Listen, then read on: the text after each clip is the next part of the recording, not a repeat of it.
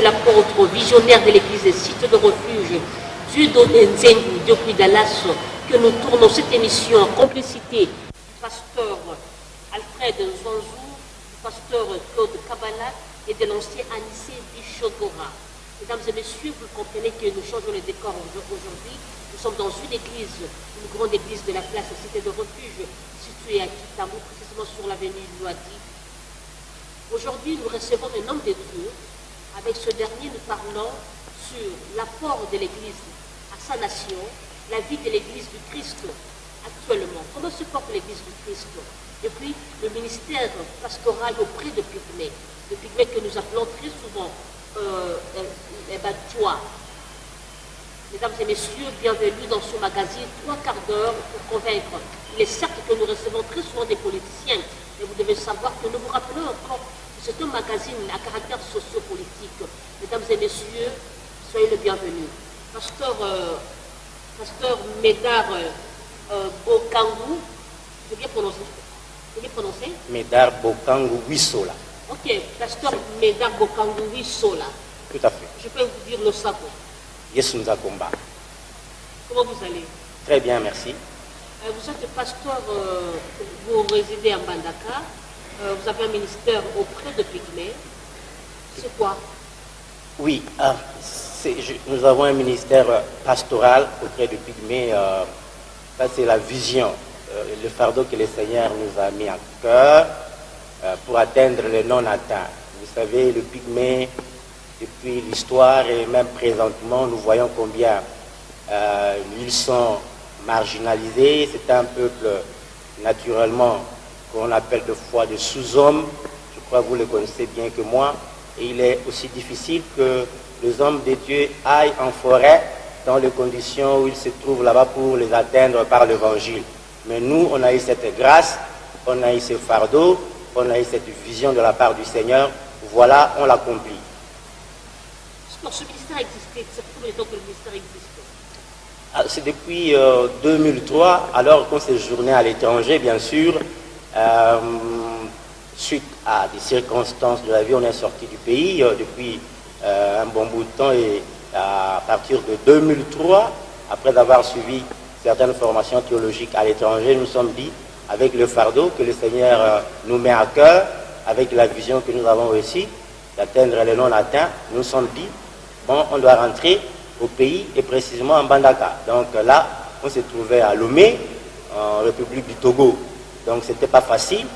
Et voilà même pourquoi aujourd'hui ça suscite la curiosité de gens. Vous qui étiez sortis, comment expliquez-vous que vous devriez encore rentrer jusqu'en forêt là-bas chercher le Pygmée? Vous savez, quand Dieu vous appelle, il vous donne la vision, on ne consulte pas la chair. C'est ça ce qui a été fait. Et nous voyons maintenant, ça c'est le couronnement d'un travail, n'est-ce pas, assidu.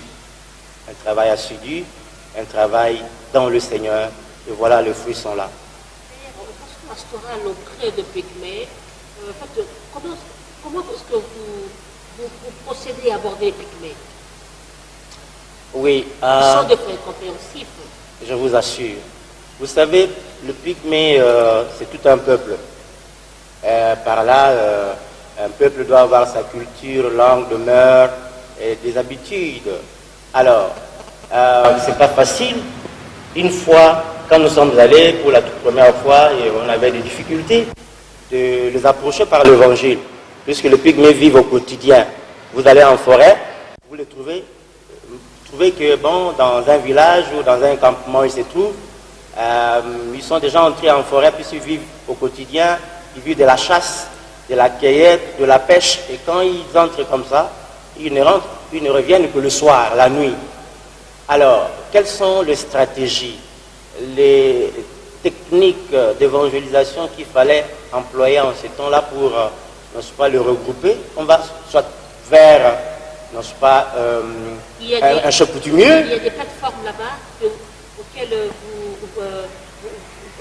les plateformes peuvent rencontrer leurs responsables pour les rassembler. Donc, on s'approche d'un chef coutumier, ou soit le responsable, n'est-ce pas, du village, et on s'annonce, je suis venu, bon, j'ai un message de l'évangile pour les saluts des âmes. Et alors, je voudrais rencontrer le Pygmée. Mais là, il faut être muni d'un peu de dons, par exemple du sel, un peu d'habits, puisque si vous vous annoncez comme ça, quand est-ce que vous allez le rencontrer si jamais on le sensibilise par le chef coutumier, soit le chef du village?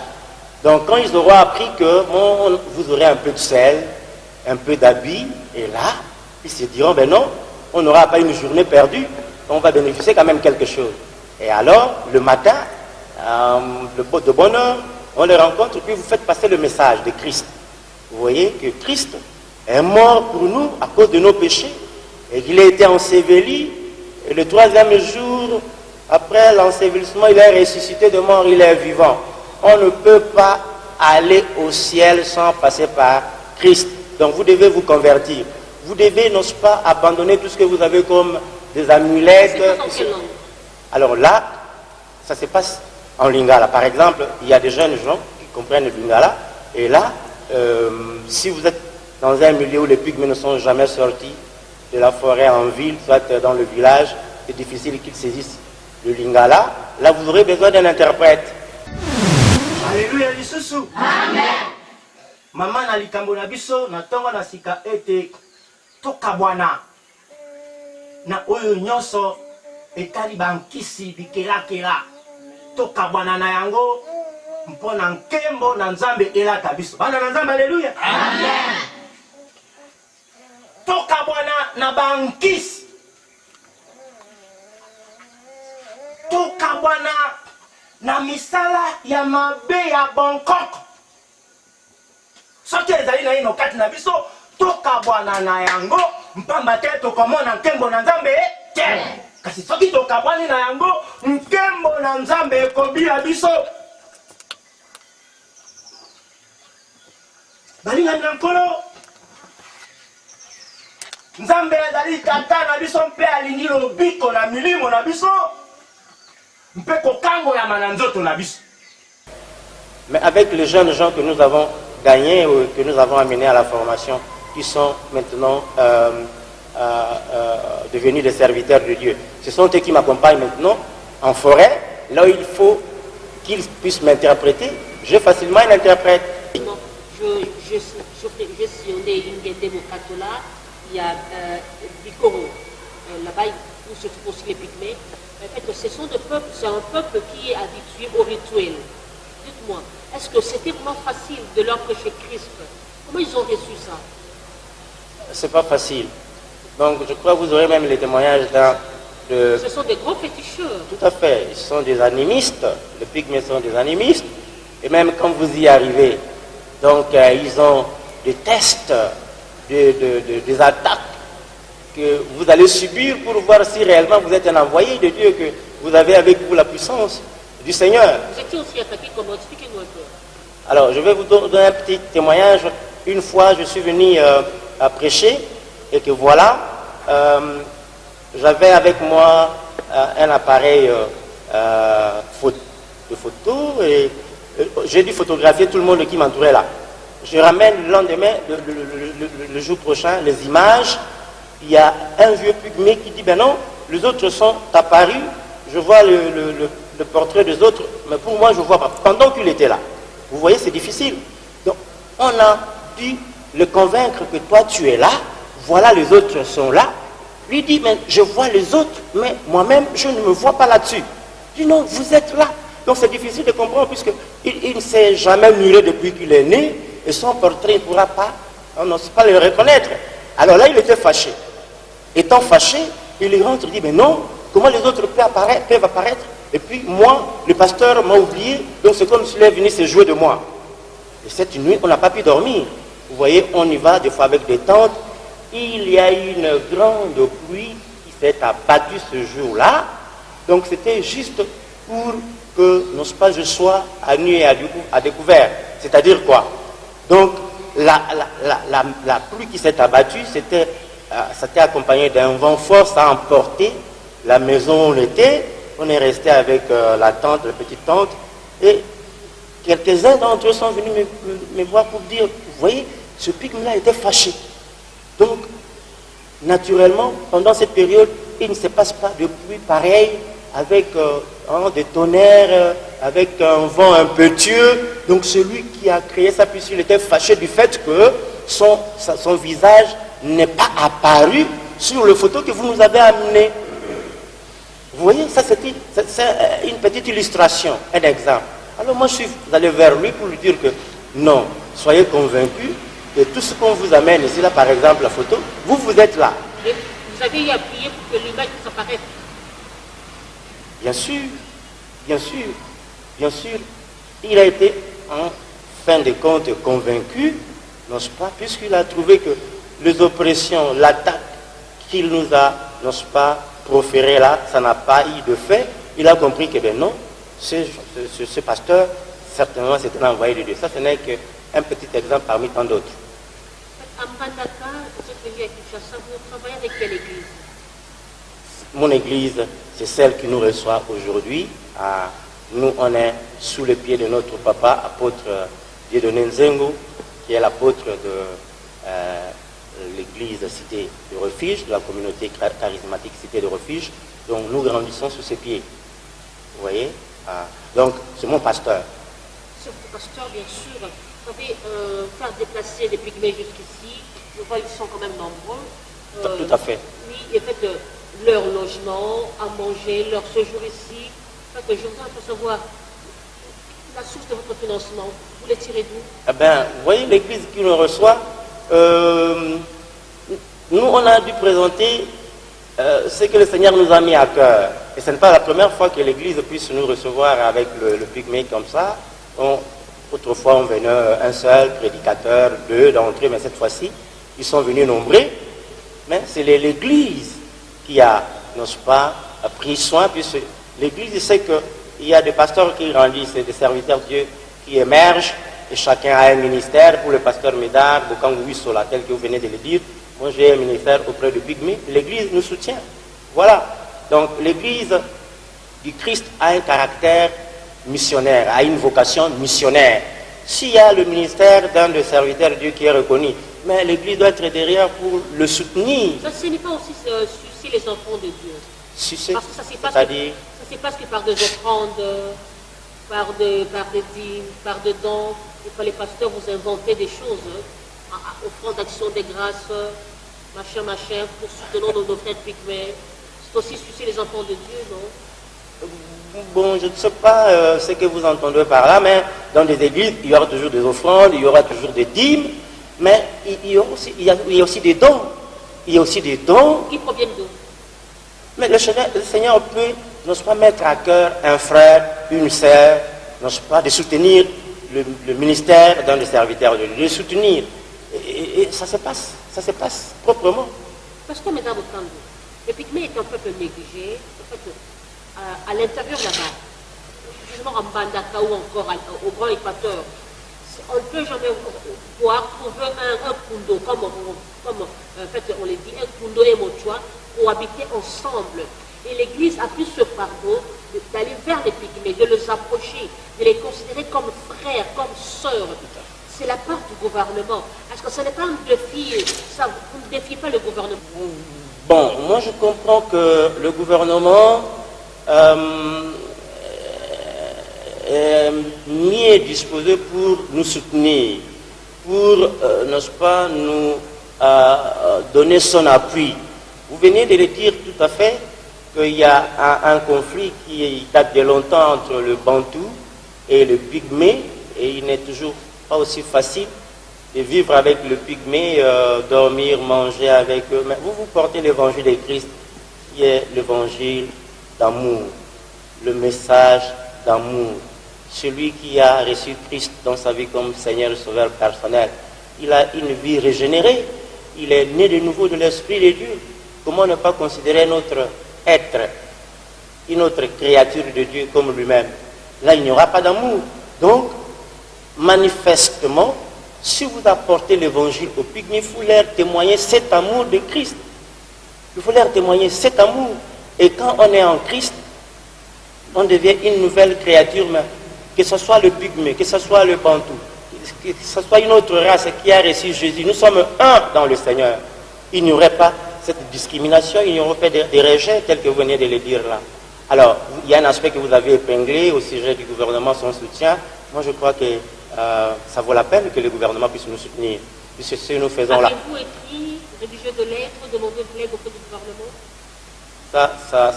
On ne l'a pas encore fait, mais pendant nos rassemblements en Bandaka, je crois, on a eu à lancer, de voix, on a eu aussi la voix pour que le gouvernement nous vienne en aide, surtout pour le peuple autochtone. Ils ont des enfants, ils ont des familles, et ils n'accèdent pas facilement, n'est-ce pas, à l'école, à la formation, puisque ils sont dépourvus de fournitures scolaires, le minéral, contribution des parents. Ouais, mais ça, c'est une mer à boire pour le pygmée. Alors, si le gouvernement, bien sûr, peut venir en aide, puisqu'il y a le concret, il y a l'œuvre qui est déjà là, de façon palpable, de façon concrète. Mais je trouve qu'il est opportun que le gouvernement puisse nous soutenir. En fait, c'est aussi une question que je voudrais poser. Quand même vous l'avez déjà commencé, vous l'avez déjà épinglé. En fait, votre ministère, le ministère pastoral auprès des Pygmées, se limite qu'à l'évangélisation ou vous allez même jusqu'à l'éducation. Parce que, en tout cas, sur 100%, 90% sont des analphabètes. Madame la journaliste, ça c'est une question pertinente.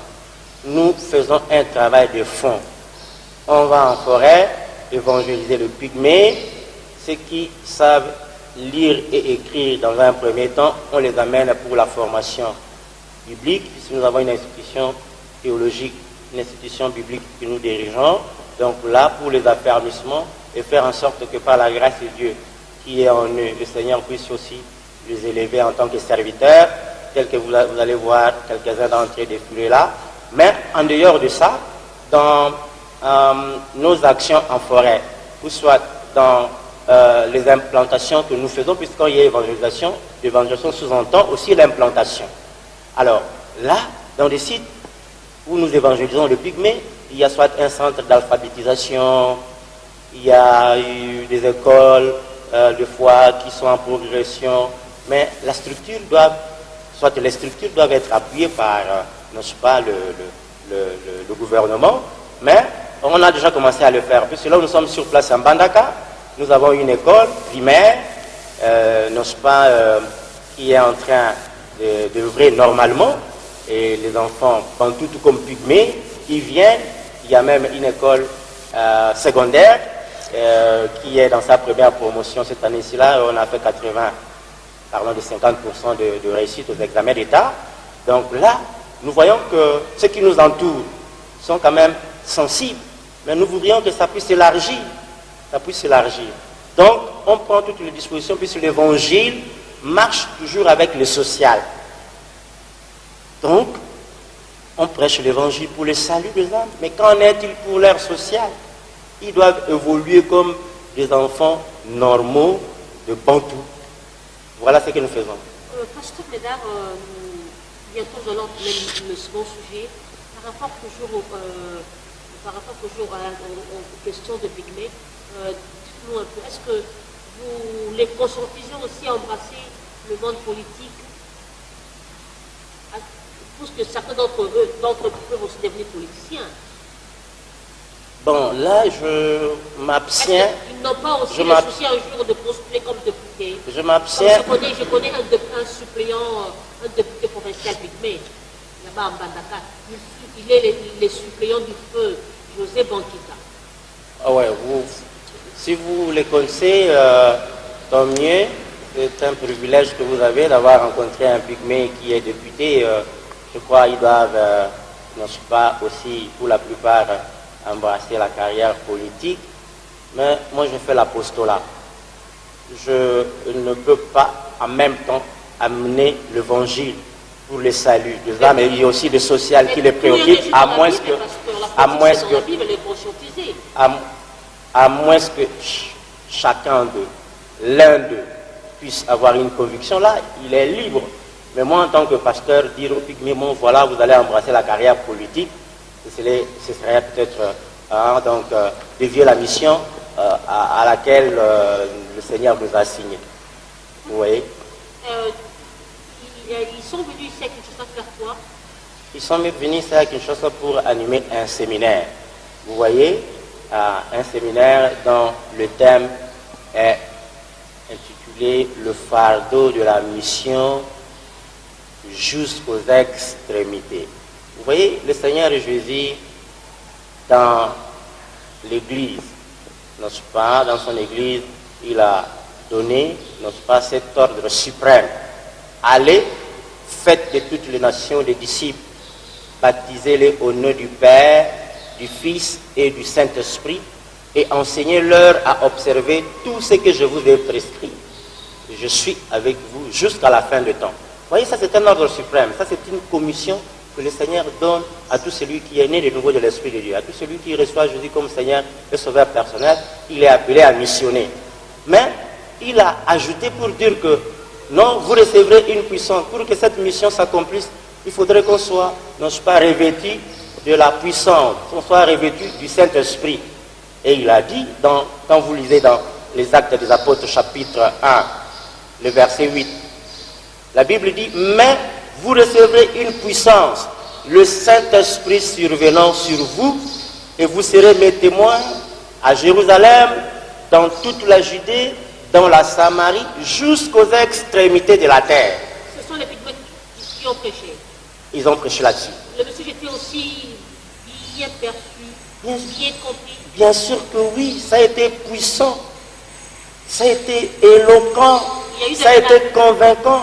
Vous allez voir à travers les images, donc ça constitue un événement. Ça n'a pas seulement été un événement, mais je peux aller au-delà pour dire que c'est un miracle, puisque tout ce qui étonne, tout ce qui stupéfie, donc ça constitue le miracle. Donc Dieu est en train de travailler au travers le pygmée, et ça édifie, ça attire. Vous voyez, dans ce groupe, vous le verrez en train de chanter, danser, et il ressort du groupe, le serviteur de Dieu, après avoir chanté et dansé, ils vont prêcher. C'est merveilleux. Les gens étaient convaincus. Tout à fait, convaincus. Est-ce qu'en dessous, là, il n'y a pas de gris-gris? Gris-gris, pas du tout. Pas du tout. Quel gris-gris? C'est la puissance de Dieu même. Puisque Jésus a dit, tous ceux qui vont obéir, non pas à cet appel, appel missionnaire, ils sont revêtus, ils sont, non pas, soutenus par le Seigneur lui-même. Et c'est la puissance du Saint-Esprit qui les accompagne. Il y a aussi l'esprit de Pluton qui agit. Il y a selon ceux qui agissent au nom de Jésus, or qu'en dessous, il y a des rituels, que ce sont des pygmées, bien empêche. Il faut toujours tester les esprits. Vous voyez, nous sommes dans un milieu, c'est comme l'apôtre Paul, après être converti, après avoir reçu le Seigneur, il a travaillé dans l'Asie mineure pendant un bon bout de temps. Il s'est dit, ben non, écoutez, j'ai un ministère qu'il faut aller présenter auprès des apôtres. Alors il est descendu à Jérusalem, à la rencontre de Pierre et les autres qui étaient des piliers, pour qu'ils approuvent son ministère. Alors ces derniers, on y allait tester, on les a écoutés, on l'a écouté, et il les a convaincus. C'est ainsi que, non pas, il leur ont porté une main de collaboration. Une main de collaboration. C'est tout ce que nous sommes en train de faire là. Moi, je suis sorti d'une église qui nous reçoit dans ces cadres, et mon ministère a été reconnu par l'église, donc je suis allé, maintenant, je suis allé missionner, et le fruit de notre apostolat est là, et quand vous dites gris-gris, vous dites, ben non, des amulettes, et puis c'est un milieu de pygmées, vous pouvez bien vous penser à cela, mais tester les esprits. Pourquoi il y a le discernement? Il y a le discernement des esprits. Veuillez voir ici, c'est l'esprit de Dieu, l'esprit de Christ, le Saint-Esprit qui agit en eux, ou alors c'est un esprit de Python. Mais non, je ne crois pas. Je ne crois pas. Il y a encore une seconde question avant, parce qu'on vous fait de signe, avant d'entamer le second sujet. Allez-y. Est-ce que le pygmée qui vous encadre aujourd'hui n'est pas pour vous un moyen pour vous enrichir? Non, peut-être que les gens du monde peuvent croire ainsi, mais ils sont là, ils auront à demander, ils auront à donner témoignage. Ils vont vous donner témoignage. Au contraire, mon épouse et moi, à partir du ministère que le Seigneur nous a donné, on se dit toujours que tout ce que le Seigneur nous dispose, nous devons le mettre, non pas, pour son œuvre. Et là où nous sommes, il y a des initiatives, le chant, élevage, et ça, au bénéfice pour les encourager. Comment peuvent-ils expérimenter la main de Dieu? Comment peuvent-ils expérimenter la bénédiction de Dieu si eux-mêmes n'osent pas mis à l'œuvre? Il y a l'un d'eux, lors de notre évangile, il a dit, puisqu'on les persuadait, n'osent pas de donner leur vie à Christ, et on confirmait qu'une fois vous donnez votre vie à Christ, vous serez comme nous. Merci, pasteur. Pasteur, on a plus à ce temps. Merci. Comment se porte l'Église du Christ actuellement? Mais l'Église de Christ, je dois dire qu'elle se porte bien. Elle se porte bien, puisque l'Église est en train de missionner. Il y a des missionnaires qui vont partout prêcher la bonne nouvelle. Il y a des implantations, il y a des églises par-ci, par-là. L'Église n'a pas oublié son rôle actuellement. Lesquelles elle a oublié? Aujourd'hui, nous constatons que les pasteurs se sont plus attachés aux choses de ce monde. Les pasteurs veulent se comporter comme les grands de ce monde. L'évangile n'est plus encore bien prêché. Je ne peux pas partager totalement avec vous ce point de vue, vous m'excuserez. La Bible dit, celui qui marche pour l'évangile vivra par l'évangile. Il y a des promesses. La parole de Dieu, hein. Pardon? Plusieurs ont dévié la parole de Dieu. Ils prêchent derrière. En dessous, il y a des fétiches, il y a des gris-gris. Ce sont plus, en fait, ils sont allés se cacher dans de loges aujourd'hui. Vous avez le privilège de le démasquer. Veuillez le démasquer. Ce qui est vrai, madame la journaliste, c'est que dans le lot de ce qu'on espère avoir, n'est-ce pas, du bien, il ne manque toujours pas de mauvais éléments. Mais s'il y a des mauvais éléments, si une fois peut-être que vous les avez décelés, vous n'allez pas généraliser. Vous n'allez pas généraliser. Et alors, que faire pour les dénicher? Parce qu'ils sont là en train de dévier les enfants de Dieu, le peuple de Dieu. Mais vous êtes journaliste. Vous n'avez qu'à descendre vers tous ces gens-là et puis comprendre que celui-ci est dans la déviation, celui-ci est dans le bon. Vous, les pasteurs, c'est votre travail d'évangéliser, de ramener le peuple de Dieu sur le bon chemin. Tout à fait. Allez aussi vers ces gens-là qui ont dévié la parole de Dieu. Le problème maintenant, c'est lequel? Non, on ne peut pas faire la police du ministère des autres, mais moi je crois que ça vous revient aussi à vous, dans votre rôle en tant que journaliste, de descendre, et puis quand vous avez peut-être déniché un faux, et puis vous l'exposez.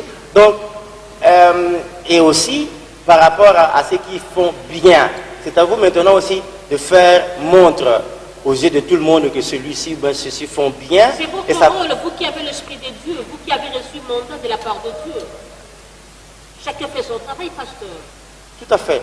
Le cadre qui nous reçoit maintenant, le pasteur, moi je viens de l'Équateur, je viens de la forêt équatoriale. Vous voyez, je peux avoir tous les moyens réunis pour... C'est à vous maintenant, si vous trouvez que ce que nous faisons vous intéresse, vous allez maintenant multiplier les actions pour que ceux qui n'ont pas encore découvert ce que nous faisons ici là, et qu'ils puissent découvrir pour leur édification, et que des fois pour ceux qui ne sont pas convertis, qu'ils se convertissent. Donc c'est un travail, la mission n'est pas pour un seul individu. Donc ça c'est un travail collégial, donc c'est un travail en synergie. Donc nous devons nous mettre ensemble pour réussir. Voilà ma chère journaliste. Pasteur, en 2 minutes, quel est l'apport d'une église à sa nation? Oui, ça c'est une question. Aujourd'hui, vous les serviteurs de Dieu, face à la crise socio-économique, à la crise politique, c'est une question. Il y a même un verset qui dit ceci: quand le fondement est écroulé, que fait le juste? Le juste se tient pour proclamer, annoncer la justice, premièrement. Le juste par l'annonciation de la justice, de la bonne nouvelle, et alors ceux qui vont écouter, ceux qui vont entendre, vont, n'est-ce pas, se convertir, puisqu'il serait aberrant, le juste proclame la justice, les gens sont convertis, ils vivent un seul amour, une seule, n'est-ce pas, parole du Seigneur, un seul esprit qui est maintenant la discorde. Je crois qu'ils iront dans le même sens. Ils iront, pardon, dans le même sens. Moi, je crois que c'est cela.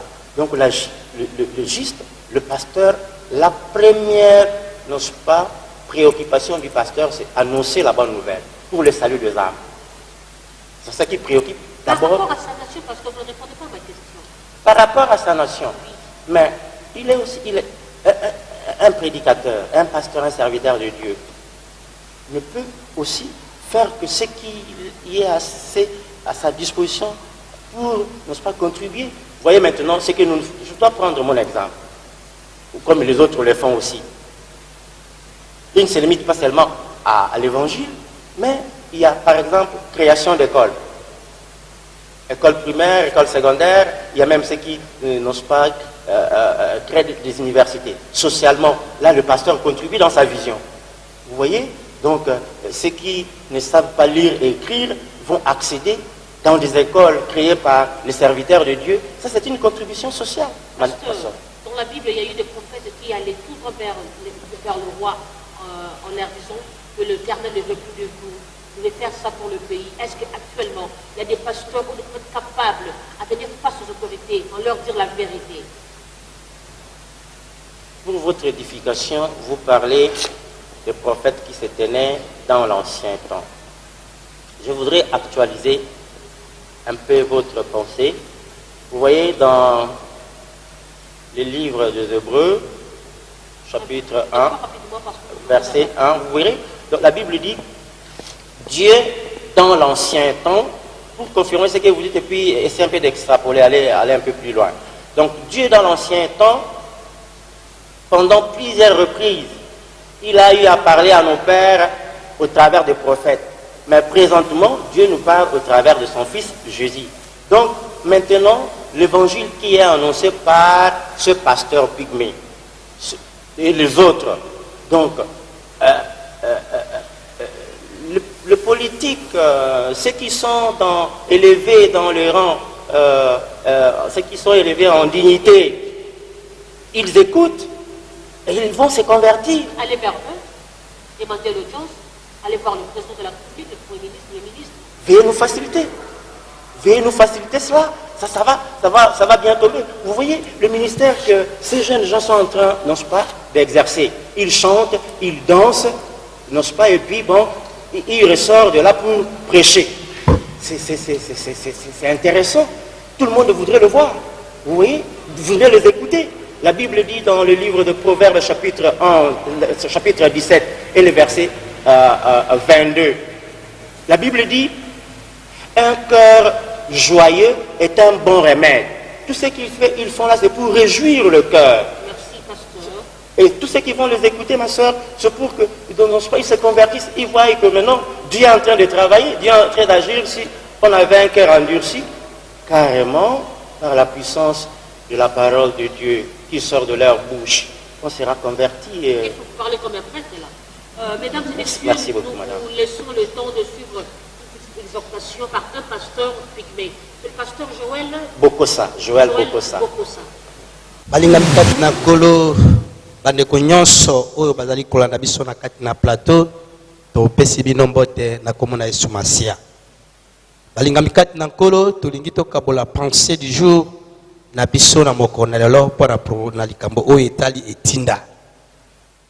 Balingami kati na nkolo soki totali na mokanda ya Matthieu chapitre 28 verset 19 à 20 nkolo ye moko apesi biso lotomo ya koyeba na kozalisa bato bayekoli na mabota nyonso kobatisa bango na kombo na tata mpe na mwana mpe na molimo mosantu mpe kolakisa bango oyo nyonso nasili kolakisa bino mpe na kozala na bino kino suka na ekeke.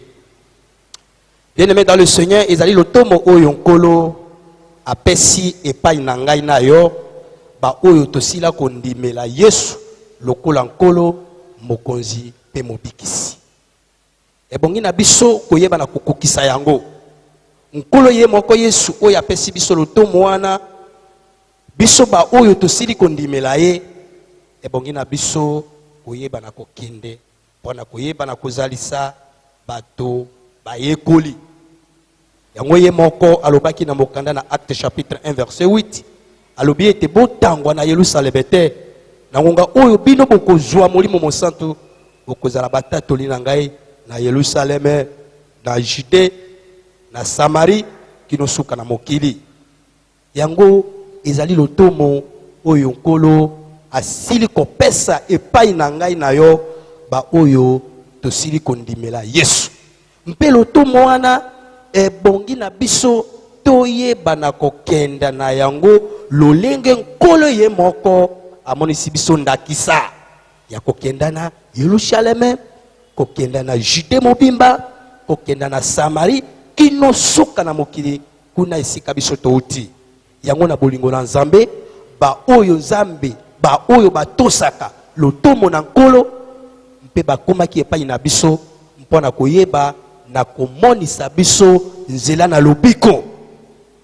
mpona koyeba na komonisa biso Kristo pamba te Nzambe ye moko alingaki mokili atindi mwana na ye bobele moko na likinda moto na moto oyo akoyeba na kondima ye akobebisama te kasi moto wana akoyeba na kozwa lobiko yango biso tozalaki bato na kobebisama na nzela na liloba na Kristo nde lelo tokomi bato na lobiko na nzela na Kristo nde omoni biso lelo tokomi koloba liboso na bino yango etindo wana ezali epai na yo ezali epai na ngai biso totelemi mpona koyeba na kokomisa liloba na Kristo kino suka na mokili yango yo esika ozwisami mbala mosusu ozali na baoccupation mbala mosusu ozali na baproblème oyo osengeli kosala kasi biso tolingi tokenda na yo elongo tolingi totambola nao na lotomo na nkolo elongo po ete lotomo wana ezali ya biso nyonso lotomo wana ezali ya moto moko te ezali ya pasteur te ezali ya biso nyonso ba oyo tosila kondimela Yesu lokola nkolo pe mokonzi pe mobikisi pamba te makomi ezali koyebisa biso ete lokola tata atindi ngai ngai pe natindi biso nyonso esika tozali batindami bien-aimé dans le Seigneur nazali koyebisa yo lokola mwana na Nzambe na likanisi tozali kokabula mpo na etindo wana ezali mpo na biso nyonso etindo wana ezali na ngai pe epai na yo mbala mosusu lolenge nalobaki ete okoki kozala na makambo na yo kasi biso tolingi tokenda na yo elongo okoki kosunga biso na bamoyen na yo na bilamba oyo mbala mosusu bolataka yango te na makambo nyonso oyo ezali komona ete ekoki kotouche yo kati na motema ete osoutenir evre Nzambe ebongi na biso koyeba na kozala nsima na biso mpo na evre oyo ekenda liboso yango balingami kati na nkolo esika ozali koyoka ngai esika ozali komona ngai posa na biso totelemi mpo na lotomo na nkolo liloba na Nzambe ekoma na suka pamba te liboso ete suka eya ebongi liloba na Nzambe ekenda tina suka soki mpe suka ekoya te soki liloba mpe Nzambe ekomi te liloba na Nzambe ekokenda mpe kaka na bato soki batemi ete bakenda koteya yango bien-aimé temps ya koperdre lisusu ezali te bien-aimé bamoyen na yo bamakambo na yo bamoto na yo bavelo na yo bamituka na yo yaka na yango tokenda mpo na lotomo na nkolo yaka na yango bien-aimé tokenda mpo na lotomo na nkolo yango mpe tozali kobwakela mpe mbela epai na gouvernement mpo na bomoi na biso bapeuple autochtone ebongi na bino mpe boyeba na kosunga biso tozali na basi tozali na bana mpo ete toyeba na kotelema boye ezali na nzela na kotanga kasi mpo na lelo bana na biso moyen ya kotanga eza te ebongi na bino boyeba na kosunga biso mpo ete lotomo na nkolo ekenda ntango nyonso liboso tala mwa moke oyo nalingaki kolengela mpo na koyebisa bino peuple ya Nzambe na kombo na Yesu Masia. Merci. Tous avec nous, la manière dont ce frère, c'est un pasteur pygmée qui vient de sortir le peuple de Dieu. Et en dehors de cela, il demande de faire appel au gouvernement, de leur venir en aide, car c'est un peuple négligé. Mesdames et messieurs, nous sommes en train de chuter tout au long de cette émission. Nous allons laisser le temps à la chorale, juste pendant 5 minutes, de chanter. Alléluia, Alléluia, solo. Kombo na ye, Yesu. Ezwa lokumu solo. Oh. Alléluia, Alléluia, solo. Kombo na ye Yesu. Ezwa lokumu solo.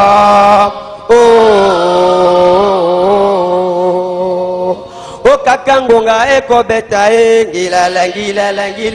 Alléluia, Alléluia, solo. Kombo na ye Yesu. Ezwa lokumu sala. Esengo nkolo yesa kumama eleluyo.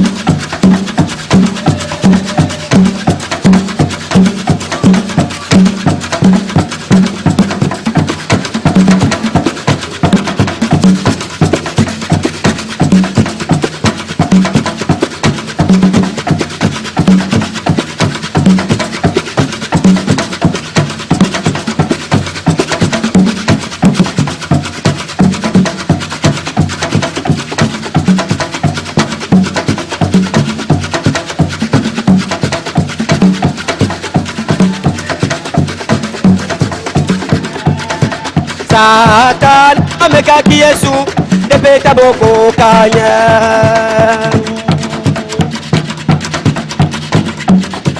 Satan amekaki Yesu depeta boko kanya. Satan amekaki Yesu depeta boko kanya. Satan amekaki Yesu depeta mokoka kulinda Satana. Amekaki Yesu depeta mokoka